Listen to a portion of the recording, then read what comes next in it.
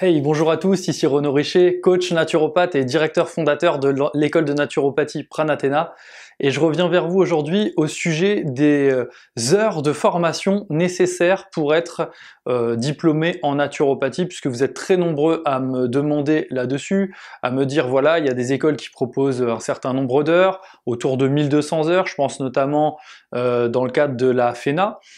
Également, il y a d'autres écoles qui vont proposer beaucoup moins d'heures et qui sont pour autant pour certaines valables ou d'autres pas valables. Et enfin, on trouve des écoles qui commencent à multiplier le nombre d'heures et en tout cas de façade, de tout ce qui est affiché en termes de marketing. Et donc j'ai à cœur en fait aujourd'hui de partager un petit peu avec vous les réflexions que j'ai pu avoir et puis les informations que j'ai pu trouver en cherchant par moi-même, en voulant créer mon école et en regardant un petit peu ce qui se faisait et les types d'enseignements qui étaient proposés en rapport avec ces différentes heures. Donc avant de rentrer dans le vif du sujet, si c'est pas encore le cas, pensez à vous abonner, il y a plein d'autres vidéos qui arrivent. Si vous cherchez une école de naturopathie et que vous savez pas encore comment vous y prendre, pensez à vous inscrire pour recevoir les 5 questions indispensables à se poser en fait avant de choisir son école, quelle qu'elle soit, hein, que ce soit du e-learning, que ce soit du présentiel, que ce soit une école qui fait les deux, enfin bref, peu importe. En tout cas, pensez à vous poser ces questions, ça vous évitera bien des déboires. Donc surtout, au niveau des heures, ce que j'aime rappeler, c'est ce qui se faisait avant. Avant, on formait à la naturopathie avec beaucoup moins d'heures, quelques centaines d'heures. Il y a encore pas si longtemps que ça, il y a quelques dizaines d'années. Et pour autant, les gens n'étaient pas moins compétents. Ce qui se passe, c'est que les gens devaient faire des recherches par eux-mêmes pour aller chercher finalement toutes les informations qui leur étaient manquantes. Par exemple, sur l'anatomie, sur la physiologie, sur certaines recherches, certains enseignements, il fallait aller faire des recherches. Moi, j'ai appris auprès de mentors qui avaient plus de 80-85 ans, et je peux vous dire que c'était pas du genre à vous faire un cours complet d'anatomie en vous détaillant chaque vaisseau sanguin ou chaque os, chaque ligament, etc. C'était pas du tout leur délire, au contraire, ils faisaient de la naturopathie et c'était à nous d'aller chercher les informations en fait complémentaires pour pouvoir recevoir cet enseignement et en tirer la quintessence, on va dire. Donc finalement, avant, ça se faisait pas comme ça. Aujourd'hui, on est dans une recherche de scolarisation finalement, un petit peu pour rentrer dans un moule académique qui est que on forme les professionnels de santé de telle façon, donc il nous faut un cursus où on voit tous les sujets de près ou de loin peuvent être amenés en fait à croiser les étudiants. Donc on va démultiplier les heures théoriques, on va démultiplier certains enseignements, c'est ok, mais ce serait ok si c'était seulement en faveur de l'efficacité, et malheureusement aujourd'hui on voit beaucoup de naturopathes diplômés qui ont du mal à obtenir des résultats et qui ont du mal aussi à pratiquer. Donc je pense qu'il faut trouver effectivement le juste milieu, en tout cas peut-être que cet enseignement en termes de volume d'heures mériterait un petit peu plus d'andragogie, donc de pédagogie pour adultes, de façon à aller générer réellement le passage de la théorie à la pratique. Et en plus, ce que j'aimerais aussi ajouter par rapport à ça, c'est que le volume d'heures, finalement, n'a jamais été une garantie de quoi que ce soit. D'autant plus aujourd'hui où on voit certains enseignements qui, pour moi, je sais pas comment on peut ne pas en rire, puisque quand on voit, par exemple, que on informe les personnes qu'elles vont recevoir quelques dizaines d'heures de formation en psychologie, c'est très intéressant la psychologie, mais on devrait jamais leur dire qu'ils vont apprendre la technique naturopathique de la psychologie. C'est impossible de devenir psychologue en quelques dizaines d'heures. Ou alors il faut remettre le système d'éducation universitaire en France complètement à plat sur le plan de la psychologie, et on se demande pourquoi les mecs décident de devenir docteurs pour savoir pratiquer la psychologie.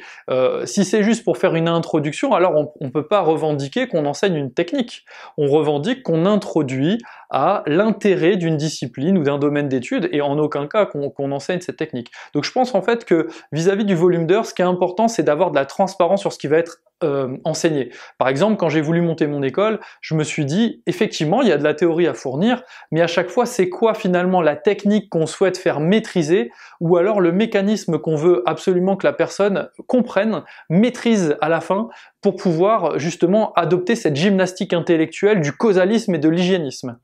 Donc je pense en fait que ce qu'il y a, c'est le volume d'heures doit être attaché à qu'est-ce qu'il y a en face, et c'est pas un chiffre qui donne une valeur, ça n'a aucun intérêt. Par exemple, si vous prenez le chiffre de votre salaire, si je vous dis vous allez gagner 1200 par mois, ça veut rien dire. Pourtant, vous pouvez avoir pensais que c'était des euros, mais j'ai jamais dit que c'était des euros. Si je vous dis 1200 euros, alors on vient ponctuer ce chiffre. Et là, c'est intéressant, c'est-à-dire 1200 heures de formation d'un truc passionnant, enrichissant et qui vous professionnalise et vous rend un praticien vraiment complet et tout-terrain. Oui, 1200 heures de blabla, non. Donc il y a beaucoup d'écoles qui font beaucoup d'heures et qui sont très intéressantes, il y a beaucoup d'écoles qui font beaucoup d'heures et qui sont pas intéressantes.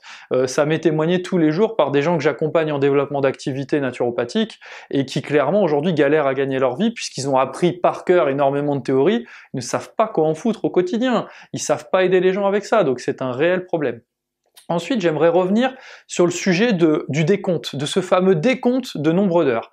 Alors là, on voit arriver vraiment l'innovation dans la naturopathie, et merci à ceux qui innovent comme ça me donne des fois des sacrés fous rires. Il n'y a pas très longtemps, on m'envoie finalement une information, on m'envoyait une page, alors je sais même plus quelle école c'était, parce que j'ai étudié tellement d'écoles que je vais pas vous mentir, je saurais pas dire qui fait quoi, mais en tout cas, ce qui est certain, c'est que je tombe sur une école qui annonce 2000, je crois 400 ou 500 heures de cours. Donc naturellement, il y a tout le monde qui, waouh, vis-à-vis du montant, on va en avoir pour notre argent. Forcément, on se dit, 1 kilo de pommes de terre, c'est tant d'euros, on est content. Si pour le même nombre d'euros, on a 10 kilos de pommes de terre, on est content. On sait pas la qualité de ces pommes de terre, on sait pas le contenu de ces pommes de terre, etc. Ben là, c'est pareil. Des personnes qui vont annoncer plus de 2000 heures de formation, etc., dans le cadre de l'acquisition en fait, d'un titre, d'un certificat ou d'un diplôme non reconnu d'État. En fait, si vous voulez, quand j'ai fait le décompte, moi quand c'est comme ça, je suis toujours très pragmatique. Je me dis ok, j'aimerais bien savoir qu'est-ce qu'ils mettent dans toutes ces heures, parce que moi je monte mon école, j'ai à cœur que les élèves aient le meilleur de l'enseignement, qu'ils puissent vraiment aller obtenir tous les résultats possibles et imaginables. Peut-être que j'ai oublié quelque chose, parce que là quand même, 2500 ou 2400, 2200, je sais plus le nombre d'heures, mais enfin c'est plus de 2000 heures, largement plus de 2000 heures, je me suis dit bordel, je veux pas être passé à côté de quelque chose, ils ont l'air d'avoir vraiment une masse d'enseignement. Donc je prends ma calculatrice, tac, tac, tac, tac, tac, tac, tac, tac, donc module, souvent vous voyez c'est toujours détaillé un petit peu comme ça. Et là je me rends compte qu'en fait non, en fait on n'est même pas à 1200 heures, et que dedans il y a tout un compte des heures que vous allez passer à faire votre mémoire, que des heures que vous allez passer à pratiquer les techniques, des heures que vous allez passer à étudier finalement vos cours, à réviser, etc., etc. Et peut-être même parfois dans certaines écoles, on rajoute les heures passées à passer les examens. C'est bien de passer des examens, maintenant personne ne devient un expert en passant l'examen le jour J. C'est en travaillant et en recevant l'enseignement d'une façon crédibilisante qui génère de la confiance, avec beaucoup de leadership via les intervenants, que vous allez devenir un professionnel. C'est aucunement en ayant passé 10 heures sur une copie. 10 heures sur une copie, c'est l'aboutissement, ça se compte pas dans le nombre d'heures d'enseignement, je suis désolé. Et là, je me rends compte qu'en fait, on annonce un nombre d'heures incroyable. Alors moi je me disais, mon école elle va durer à peu près 3 ans parce que j'ai des techniques de pointe, des trucs uniques au monde à transmettre, et ça prend du temps.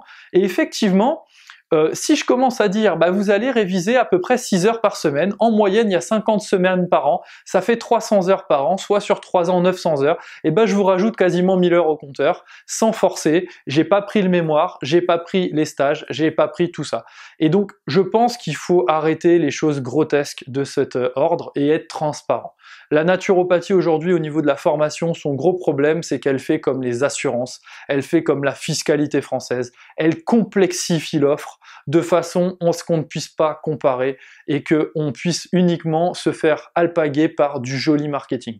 Donc je pense qu'il ne faut pas jeter la pierre, c'est très bien ces gens qui font ça, il n'y a aucun problème. Bien sûr, le nombre d'heures de travail personnel est fondamental. Maintenant, quand on annonce un nombre d'heures en face d'un nombre d'euros, je pense qu'il faut être honnête, il faut être bienveillant et il faut surtout penser que certaines personnes ne vont pas faire la différence entre et prendre leur calculatrice pour s'assurer de où viennent les heures, et ça va générer non pas de la déception, mais finalement on est quand même dans du foutage de gueule, il faut bien le dire. Donc je pense qu'il faut absolument être transparent, et si vous avez besoin d'intégrer un nombre d'heures de révision, de pratique, etc., parce que ça vous semble essentiel pour atteindre le grade que vous prétendez délivrer à vos élèves, vos étudiants, bien sûr, notez-le, mais dans ces cas-là, notez tant d'heures de cours et tant d'heures de pratique personnelle, individuelle à faire chez soi et de révision. Et ensuite total, avec le prix. Mais jamais le total comme ça dénué de sens, où il faut scroller 25 pages pour réussir à faire le décompte. Je pense aujourd'hui que malheureusement c'est pas honnête. De plus, j'aimerais revenir au sujet du nombre d'heures sur le fait que effectivement cette histoire de celui qui a la plus grosse, qui veut avoir finalement pisser le plus loin, avoir le plus de nombre d'heures. Je pense que ça n'a pas de sens. Effectivement, avoir des heures de cours, c'est important. Mais quand on voit aujourd'hui des gens qui passent des diplômes de sociologie et qui font des heures et qui malheureusement n'en vivent pas, et malheureusement ne deviennent pas des professionnels parce qu'il y a un taux d'abandon énorme, je pense qu'il faut se poser les bonnes questions.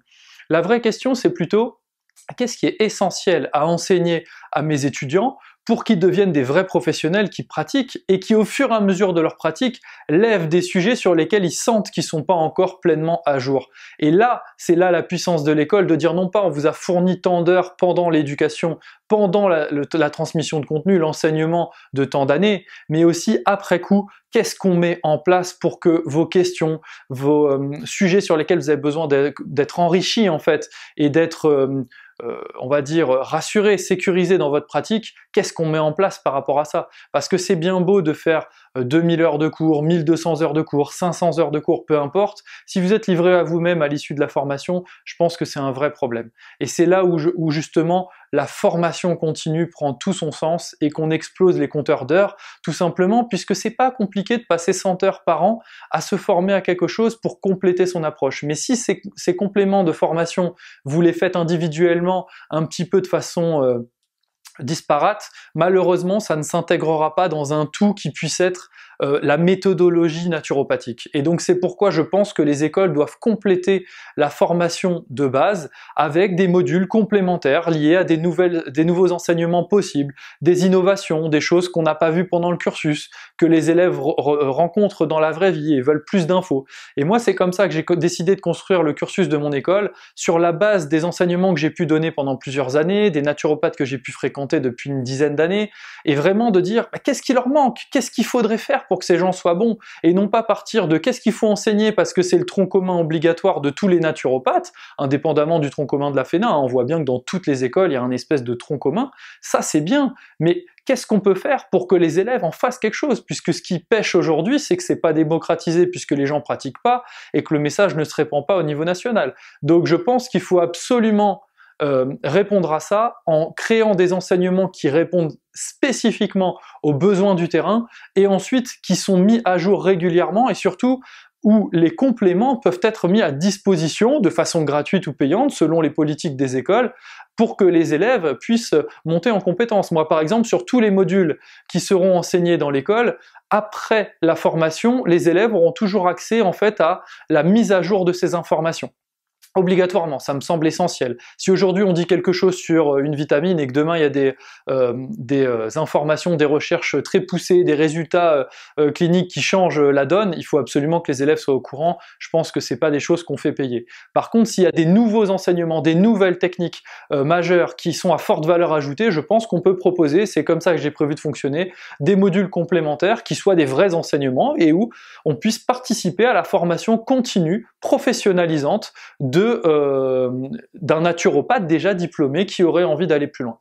Voilà, je vous partage souvent les choses que je peux vivre dans mon quotidien et dans ma pratique finalement et mon envie de faire évoluer le métier, tout simplement parce qu'il est beaucoup plus facile de parler de ce qu'on connaît que de ce qu'on connaît pas, et j'ai pas la prétention de parler pour les autres écoles et du pourquoi, du comment ils font certaines choses. En tout cas, ce qui est sûr, c'est que moi dans ma réflexion, j'aime bien vous partager ce qui m'amène en fait à penser et à être sûr entre guillemets d'un sujet à la fin.